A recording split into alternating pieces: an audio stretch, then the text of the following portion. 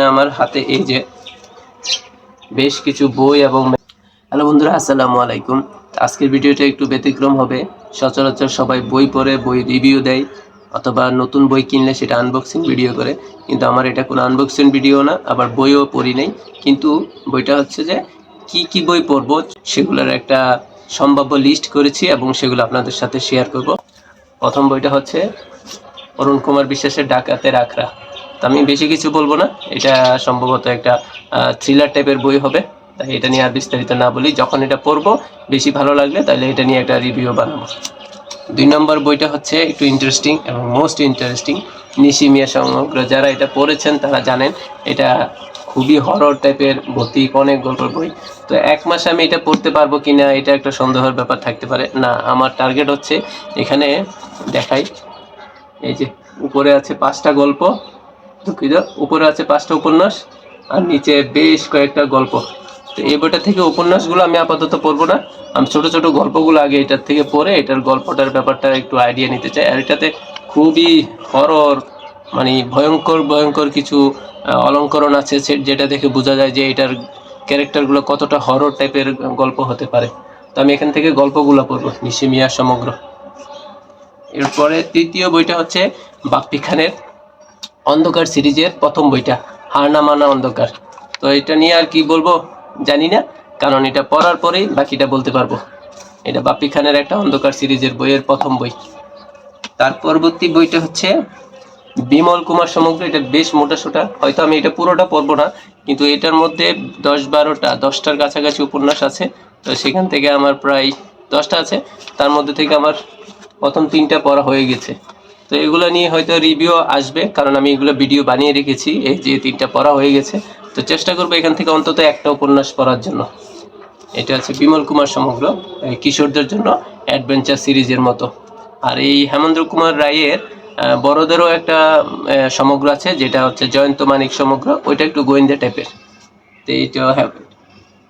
এরপর 5ম বইটা, এটা আমার খুব পছন্দের একটা বই এবং ভালো লাগার একটা বই, অনুগল্প সংকলন। এটা সময় প্রকাশনী থেকে প্রকাশিত হয়েছে। এটাতে প্রায় অনেকের, অর্থাৎ সময় প্রকাশনী বাংলাদেশের একদম স্বনামধন্য একটা প্রকাশনী, 35 বছর পূর্ণ হয়েছে, তারা অনেকগুলো সংকলন বের করছে। তো সেখানে লেখা আহ্বান করেছিল, তো আমি অনুগল্প পাঠিয়েছি। তা আমার এটাতে আমার অনুগল্প একটা আছে, তো সেই হিসেবে এটা কালেকশন করা। তো এটা পড়বো আমি, আশা করি ভালো লাগবে এবং রিভিউ দিব যদি বেশি ভালো লাগে অন্যান্য গল্পগুলো। তারপরে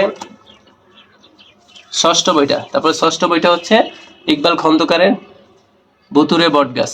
ওনার লেখাগুলো দারুণ এবং টান টান উত্তেজনা থাকে, লেখাগুলো দারুণ হয়। এটা নিয়ে আর কিছু বলার নাই, বইটা পড়ি তারপরে আপনাদের সাথে পরবর্তীতে হয়তো শেয়ার করব। 7ম বইটা হচ্ছে জনি হোসেন কাব্যর ছড়ার বই, বাছাই করা 100 ছড়া। যেহেতু এটা বাছাই করা ছড়া, তাই সেরা সেরা লেখাগুলো এখানে থাকবে। আর মজার ব্যাপার হচ্ছে এখানে এইটাতে ছড়াগুলো ক্যাটাগরি, শিশু কিশোর ছড়া দিয়েছে, ধর্ম বিষয়ক ছড়া দিয়েছে, রূপক ছড়া দিয়েছে, বড়দের ছড়া দিয়েছে, তারপর প্রেম ভালোবাসার ছড়া, অর্থাৎ 5টা ক্যাটাগরি করে এই ছড়ার বইটা করা হয়েছে। তার মানে উনি সেরা লেখাগুলো এবং বাছাই করা লেখাগুলো দিয়ে আসলেই করেছে। তো এটার থেকে আমি প্রায় অনেকগুলো পড়ে ফেলেছি, তো চেষ্টা করবো এই মাসের মধ্যে এটাও শেষ করে ফেলতে। এরপরে এই দুইটার, আসলে এটা একটা ম্যাগাজিন, পূজাবার্ষিকী, অনেক আগের সংগ্রহ এবং সম্প্রতি সংগ্রহ।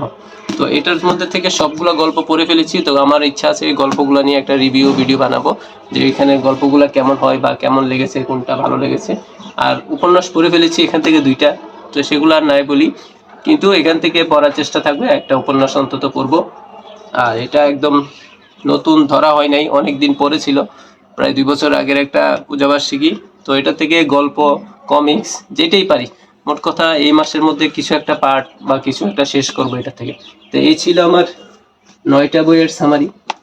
এই বইগুলা ছাড়াও দেখা যাবে, আমি আরেকবার দেখাই, এই যে এগুলা, এই বইগুলা ছাড়াও দেখা যেতে পারে যে আরো কিছু এটাতে অ্যাড হতে পারে এবং এখান থেকে কিছু মাইনাসও হতে পারে, অর্থাৎ প্লাস মাইনাস হবে, কিন্তু সম্ভাব্য 80% অন্তত আমি চেষ্টা করব এই ডিসেম্বর মাসের মধ্যে এগুলা পড়ে ফেলতে। তা আপনারা সম্প্রতি কি বই পড়ছেন এবং সে বইটা কেমন লাগছে, আপনাদের বইয়ের কোনো অভিজ্ঞতা আছে কিনা কমেন্টে জানাতে পারেন। আর বই রিলেটেড ভিডিওগুলো আমি নিয়মিত আপলোড করি, তো আমার ভিডিও যদি ভালো লাগে বা বই রিলেটেড ভিডিও দেখতে চান তাহলে আমার ইউটিউব চ্যানেলটা সাবস্ক্রাইব করুন আর ফেসবুক পেজটা ফলো দিয়ে রাখবেন। দেখা হবে নতুন কোনো ভিডিওতে। আল্লাহ হাফেজ।